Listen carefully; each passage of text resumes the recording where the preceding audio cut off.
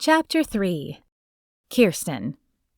By closing time that evening, I can't take the noise anymore. My head pounds, and all I want to do is go home and relax in a bubble bath with no noise. Normally, I would light candles and have soft music playing, but all I've heard all day is the neighbors' music and the thuds of them throwing things in the dumpster. I just want silence. After locking the door, I head out back to my car and climb in. I insert the key and turn it, but nothing happens. I try again, but there is no engine roaring to life.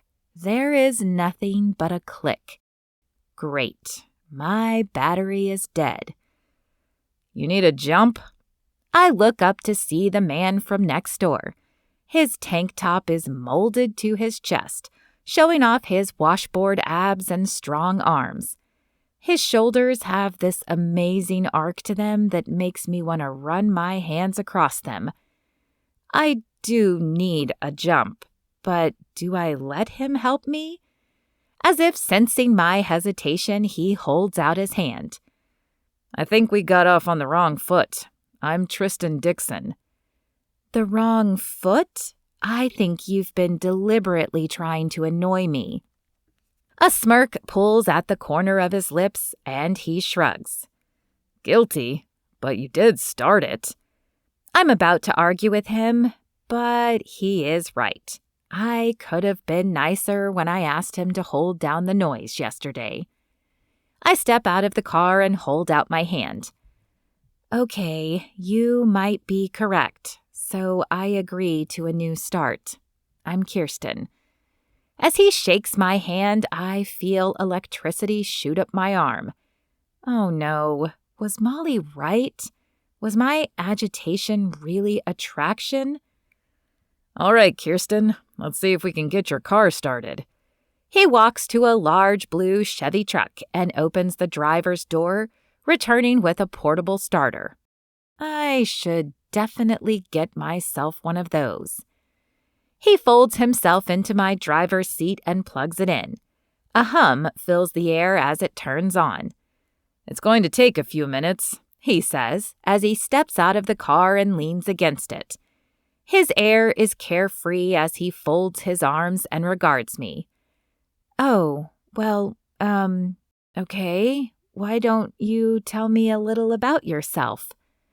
Why am I stuttering over every word around this man now? It's like his smile has lowered my IQ all of a sudden. His left eyebrow inches up his forehead and the corners of his lips dance. "What do you want to know?" I resist the urge to say everything, even though I do want to know everything. Where did you move from? I grew up in this town, and I certainly hadn't seen him around before yesterday. "Dillon and I just moved from California. We were tired of the busy city life and looking for a place a little quieter." "Oh, are you two—" I don't even want to ask. It seems rude, and really, it's none of my business, though I'm dying to know. "Brothers?" he supplies with a laugh.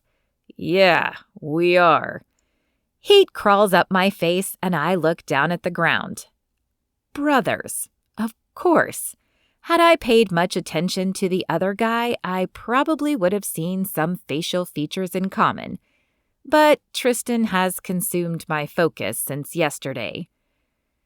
"Do you have siblings?" He's offering the question as a lifeline, a way to keep me from being too embarrassed. "I do, a brother and a sister. He's the doctor in town and she's the librarian." "A doctor, a librarian, and a barista." "Entrepreneur," I interject. "I'm not just a barista. I own the coffee shop." He holds up his hands in apology. "My mistake, entrepreneur. I was going to say that was an eclectic group of careers your family has." Is there something wrong with that? I can't tell if he's making fun of me, and my defenses are rising again. "Relax, firecracker. It was an observation, not a put-down." Firecracker? I don't know why, but I kind of like the nickname. I like it even more that he's given it to me. What about you? I ask. What are you and your brother opening? Ah, that's a secret. Can't spill that too soon or we'll have everyone banging down the door to get in. He flashes a wink, so I know he's kidding. Mostly. But I am still curious as to why he won't tell me. The machine inside the car dings, which I assume means it's done. My guess is confirmed when Tristan ducks back inside the car and turns the key. The engine fires up, and he removes the device. All set, he says, and begins to walk back to his truck, but suddenly I don't want him to go. Thank you. Can I take you to dinner to repay you? The words are out before I can stop them, but I find I don't want to reel them back anyway. He turns, tilting his head at me. I've already eaten, but if you like dessert... I do, and I know a great place. Actually, I rarely eat dessert. I can't even stand the taste of chocolate, though I get teased for hating it all the time. But I am willing to suffer through something sweet to spend more time with him. All right, let me just put this charger back and text Dillon that I'll be late. Tristan. I bite back my smile as I walk to my truck. Something clearly made Kirsten have a change of heart, and I don't think it was just my offer to jump her car. Maybe, like me, she had someone yammering in her ear all day about how everyone deserves a second chance. I love my brother, but sometimes when he gets on my case like this, I wish we hadn't decided to open this restaurant together. However, I suppose I'll have to thank him this time. I drop the charger on the seat and shoot Dillon a quick text to let him know I'll be late. I don't want him sending the police out looking for me. He's always been a worrier, but since we lost Mom and Dad to an auto accident last year, he's become a little obsessive about it. If I'm running late and forget to contact him, he begins to fear the worst, and I certainly don't need him going manic on me. I keep hoping time will ease his fears, but so far it hasn't, which is another reason we moved out here. Small towns have less crime and fewer accidents, so I'm hoping the combination will allow him to relax a little more. Where are you going? He responds back. To grab dessert with Kirsten. I'm making nice. I shove the phone in my pocket to have a reason not to respond right away if he pings back. And then I walk back to Kirsten. Shall we take one car or two? A soft pink flares on her cheeks.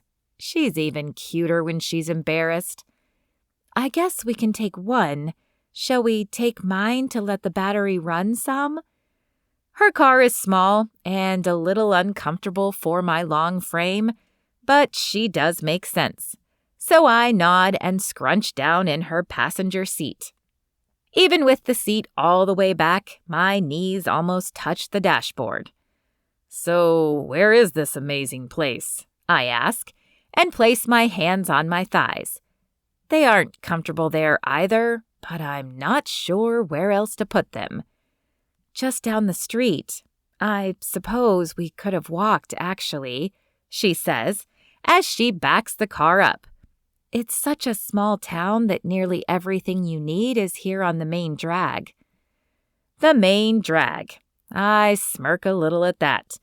250,000 people live where I grew up, so the main drag was nearly every street. And somehow I doubt this main drag has everything I'll need. So far, I've seen a post office, a grocery store, a clothing store, a family restaurant, her coffee shop, and my place. That hardly qualifies as everything I'll need. But I decide not to insult her town. I'm sure it will grow on me.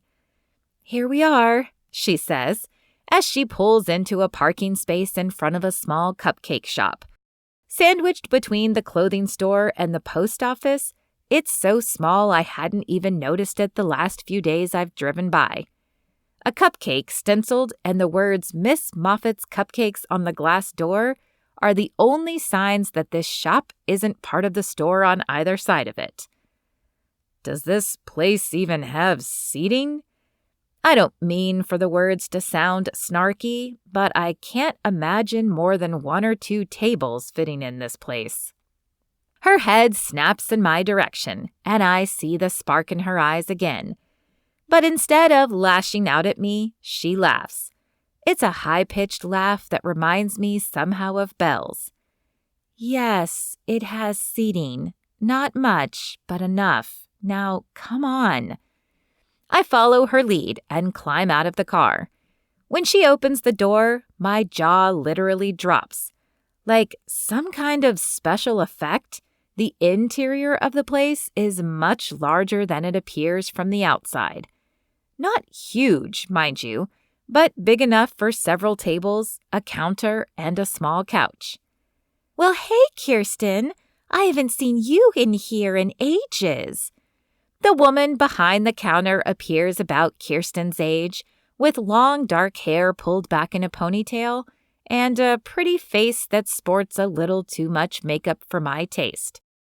Her voice is soft and southern, but holds just the trace of condescension. Hey, Tess. Yeah, it's been busy.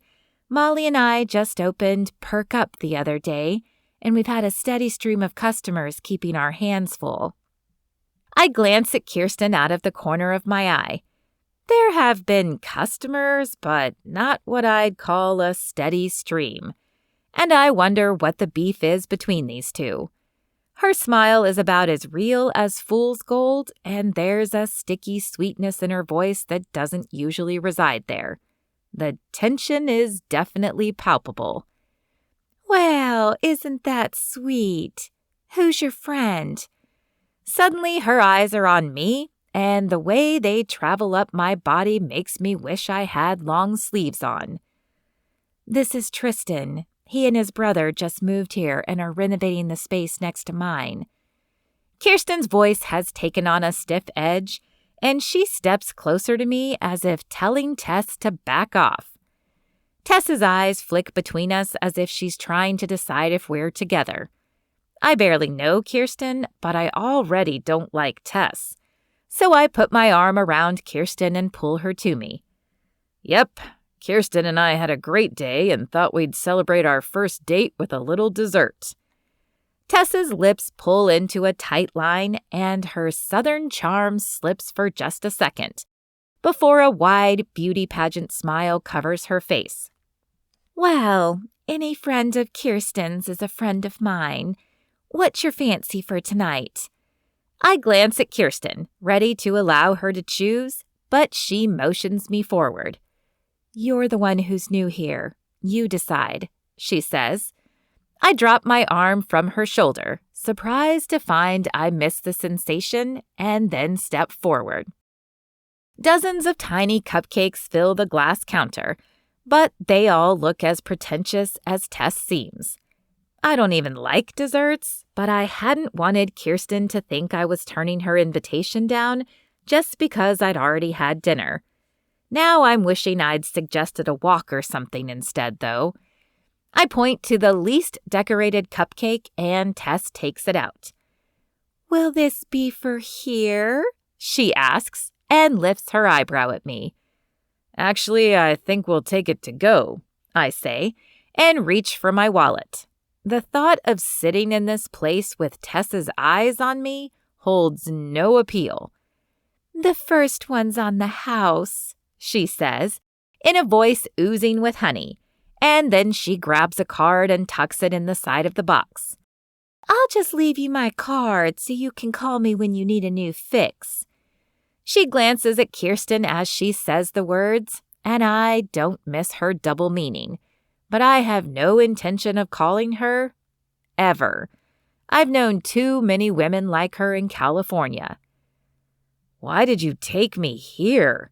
I ask Kirsten, when the door has closed behind us and Tess is out of earshot. I'm sorry. I didn't know she'd be working. Her mother owns the shop, and she's lovely. I haven't seen Tess in ages. Last I heard, she had moved away and married some rich doctor. Her shoulders have a defeated air as she steps toward the car, but I reach out and grab her hand. There's no sense in going back yet, just because the service was poor. Surely there's a place around here we could eat this in peace. A flicker of hope blooms in her eyes. Yeah? Yeah, I say. I don't even really like desserts. I just didn't want you to think I wasn't interested in going out with you. She throws back her head and laughs. Hard.